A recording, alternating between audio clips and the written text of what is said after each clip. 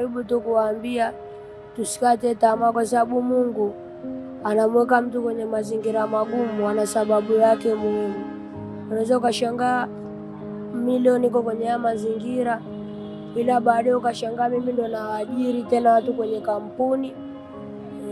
Mimi ndo nakuja na wasaidia waliokuwa mtaani, au mimi naweza nikaja nikawa hata rais au waziri. Kwa hivyo ni vitu Mungu ni kawaida sana kwa gani, sio vya kushangaza. Kwa Mungu anaweza kukuweka kwenye maisha ya mtaani hivi, ila baadaye ukapanda viwango vya juu, mtu akaja akakuangalia kaona usi yule alikuwa anampa ukoko anakula, usi ndio yule alikuwa akikapa na mfukuza.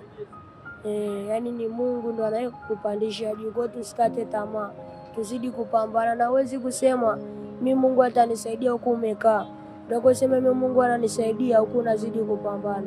Kwa mimi nazidi tu kuwatia nguvu vijana wenzangu, tupambane, tusikate tamaa na tusiibe cha mtu.